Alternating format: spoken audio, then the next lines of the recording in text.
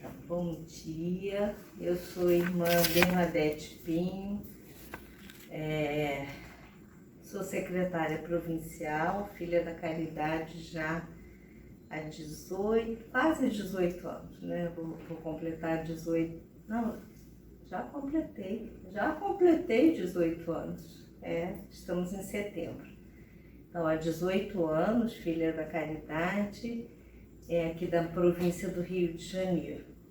Trabalho na Secretaria Provincial e assessoro o Conselho como secretária.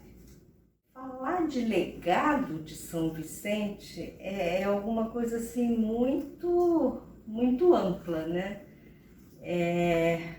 São Vicente deixa para o mundo e para a igreja, né, um patrimônio imenso, que é, em primeiro lugar, o assumir que o pobre existe. Né? No século XVII, a experiência que se fazia de pobre era quase como um animal, enfim, uma coisa, não tinha essa importância, né? E São Vicente vai afirmar que o pobre, os pobres em geral, são membros sofredores de Cristo. Ele identifica, retomando o Evangelho, o pobre a Cristo. Então isso assim é um legado para a humanidade, né? Nem só para as filhas da Caridade, nem só, né, para as nossas congregações, para a nossa família vicentina. Isso é para a humanidade. Um outro legado que eu acho assim, extremamente importante é que, frente à necessidade de agir sobre essa realidade de miséria que ele viveu, né, e que ele testemunhou, a gente lembra que São Vicente viveu numa França praticamente em guerra, desde quando ele nasceu até o dia de sua morte. São poucos os anos durante a sua vida em que a França não viveu a guerra, e a guerra a gente sabe que empobrece as pessoas, que maltrata as pessoas, né? Destrói as famílias, destrói cidades, destrói meios de sobrevivência. Então, ele vive essa realidade extrema, entende que o pobre é o próprio Cristo e precisa mudar essa situação. E aí ele vai lançar a mão, esse que eu acho que é um outro grande legado dele, ele vai lançar a mão das mulheres para mudar essa situação. Né? Ele vai buscar apoio nas leigas, em primeiro lugar, em mulheres que não eram consagradas. A gente lembra que a vida consagrada feminina naquela época era uma vida enclausurada pelo Concílio de Trento. Então ele vai buscar as senhoras da caridade, pessoas, mulheres dos locais por onde ele passava fazendo missão, que se dispunham a ajudá-lo a mudar essa realidade, a transformar essa realidade. E aos poucos, essas mulheres vão se organizando, inicialmente no que a gente vai chamar de Damas da Caridade, que hoje, né, ainda existe essa Fundação de São Vicente, com outro nome, é a Associação Internacional de Caridade, um grupo de mulheres leigas que se dedicam a esse trabalho de mudança de estrutura dentro do caminho que São Vicente propôs, né? E depois as Filhas da Caridade, com Santa Luísa de Marilac, também que vão assumir dentro da igreja, embora hoje a gente seja identificado como vida consagrada, vão assumir de início um papel de leigas. Eram moças que vinham geralmente dos campos, geralmente de meios sociais bastante empobrecidos também, mas que se dispunham a ajudar essas senhoras da caridade no trabalho a serviço daqueles pobres, nos trabalhos mais humildes. E ele vai descobrir em Luísa de Marilac, que essa sim, já ligada mais à nobreza, embora o seu nome não permitisse, mas vinha de uma família, de uma educação típica dos nobres. Ele vai se servir de Luísa de Marilac, uma viúva na época, quando ele conhece ainda casada, mas logo viúva, para organizar essas moças nesse serviço. Então ele usa as mulheres, usa as leigas, ele transforma a sociedade nesse sentido. Porque na França, e no século XVII, de uma forma geral, pobre, mulher, criança, nada disso tinha valor. E ele dignifica, essas pessoas e dá a cada uma delas uma missão. Porque a gente sabe que as missões que a gente recebe nos fazem caminhar na vida, então nos fazem mudar de papel na vida. E é isso que ele faz com essas pessoas. Então acho que esses dois grandes legados, que são para a humanidade inteira e para a igreja mais particularmente, eu acho que a gente pode estar pensando nessa retomada de uma vida consagrada feminina ativa. Assim, ele não podia fazer esse caminho explicitamente, porque o Concílio de Trento tinha acabado de chegar à França, então se ele fizesse de nós, filhas da caridade, desse a nós, filhas da caridade, o nome de religiosa, ou tentássemos viver no mesmo padrão, estaríamos na clausura, como aconteceu com as visitandinas, que foram irmãs religiosas criadas para o serviço dos pobres também, por São Francisco de Sales e Santa Joana de Chantal, contemporâneos de São Vicente, e com a eleição de São Francisco de Sales, com Francisco de Sales, não era santo ainda, como bispo, ele deixa a São Vicente o cuidado dessas irmãs. E essas irmãs criadas para o serviço dos pobres acabaram sendo enclausuradas quando fizeram os votos, como era comum às religiosas da época. Foram forçadas à clausura. Hoje já há um bom tempo, já conseguiram voltar para a vida ativa. Então ele sabia que se isso acontecesse conosco, se tomássemos o perfil das religiosas na época, iríamos para a clausura. Então ele faz todo um caminho, e muito junto com Santa Luísa, com Luísa de Marillac, muito perspicaz nisso, para que não viéssemos a serem clausuradas e, como ele dizia, aí a Deus serviço dos pobres. E ele consegue isso. Nós nunca vivemos em clausura.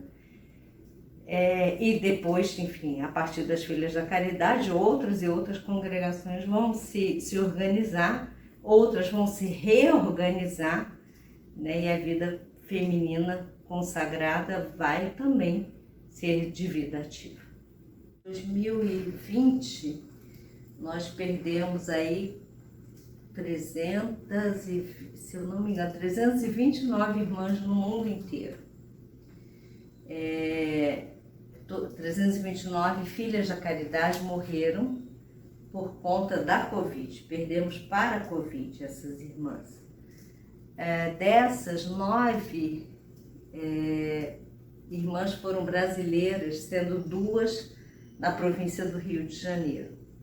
É um número muito grande, se a gente for pensar que, em termos de mundo, nós temos aí umas 16 mil irmãs, 329 irmãs são muitas vidas perdidas.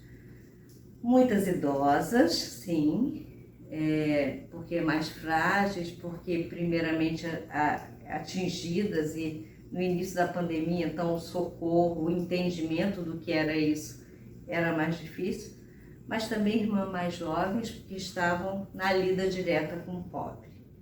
Então essa é uma perda assim, realmente muito grande. Mas perdemos muito também dos nossos pobres, muitos daqueles que atendemos nas nossas casas, muitos daqueles que conhecemos nas paróquias, no dia a dia de contato, do serviço direto que fazemos, muitos também morreram. É um tempo assim, muito exigente, muito difícil para a companhia, eu acho que para todas as congregações, para a igreja, o mundo vive isso, a gente não está fora do mundo, então a gente vive essa dor aí também. E eu acho que a gente perdeu um pouco aí pensando enquanto província do Rio de Janeiro, a gente perdeu um pouco a capacidade de lidar com essa dicotomia de precisar estar nas ruas, que isso faz parte do nosso carisma, estar junto aos pobres e ao mesmo tempo precisar se proteger, né? Isso é uma ambiguidade que o mundo vive e a gente vive também. Então a gente precisou aprender, eu acho que estamos aprendendo a lidar com isso, né? Voltamos a nos arriscar um pouco mais, mas não de uma forma imprudente, né? Já vacinadas, muitas já vacinadas, com o uso de todos os EPIs, de todas as máscaras, assim, fizemos um investimento maciço, né, em termos de informação e em termos de insumos, né, para as pessoas que trabalham e que nós servimos também, para que de alguma forma pudéssemos caminhar, né, nesse tempo de pandemia. E acho que a gente tem uma perda também muito significativa em termos de empobrecimento, né? O número de pobres, o número de famílias que deixaram de estar numa situação de vida digna é muito grande, né? E a gente vai tentando criar estratégias, tentando nos unir também a grupos que estão trabalhando nesse sentido para servir, mas nunca é suficiente, né? Eu acho que aquela passagem que Jesus fala que pobres sempre tereis entre vós, acho que nunca foi tão real, né? Porque a gente anda na rua, a gente tropeça nas pessoas pedindo ajuda, né? E são muitas mesmo. Então, nesse sentido, é uma dor grande, né? Para a companhia, é uma dor grande ver noticiário, é uma dor grande receber notícias de pessoas que se internaram, que estão em estado grave ou que não conseguiram vaga e às vezes até morreram antes de se internar.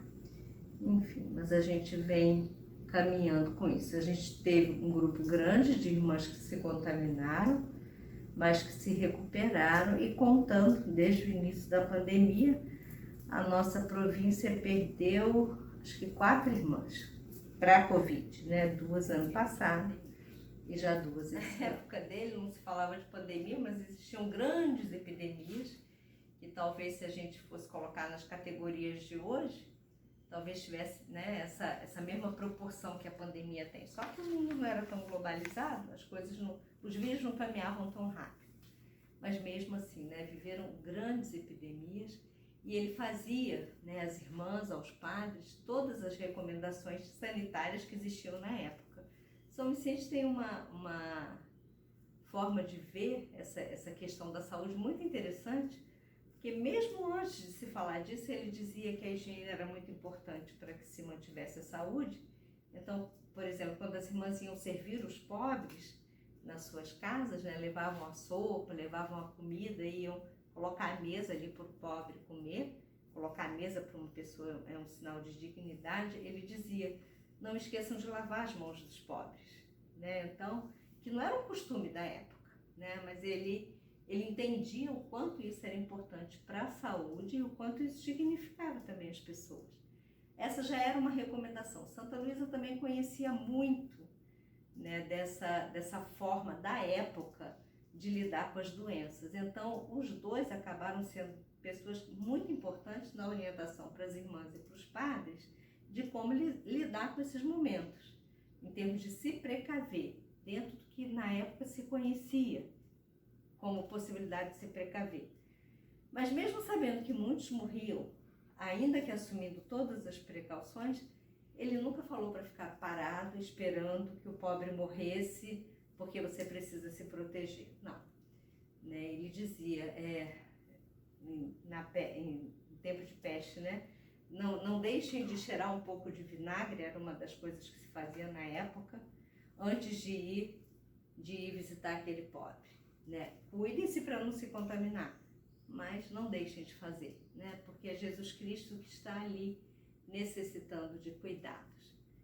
Então a gente ainda precisa aprender muito com ele, muito, né? Para que a gente possa servir aquele pobre realmente como Jesus Cristo, né? E eu acho que isso é um caminho que essa pandemia está nos ajudando a refazer, a retomar, né? A nos questionar. Isso é muito importante. Figura emblemática, né? É um homem de todos os tempos, embora nascido no século XVI, vivendo basicamente no século XVII, fazendo toda a sua obra nessa época. E para você conhecer um pouquinho mais essa pessoa, né? É um santo, mas é uma pessoa que nos inspira, que nos move. Você pode dar uma chegadinha até o santuário a partir do dia 26 de setembro, onde haverá uma exposição sobre a vida de São Vicente, sobre a pessoa de São Vicente, e é uma chance, né, de você olhar nos olhos dessa pessoa e pedir a ele, que hoje sim, para nós católicos, né, é uma figura muito importante, porque pode interceder por nós, pedir a ele que interceda por cada um de nós nesse período tão difícil, para que não baixemos a guarda e que não deixemos nunca de servir Jesus Cristo, que está presente nos pobres.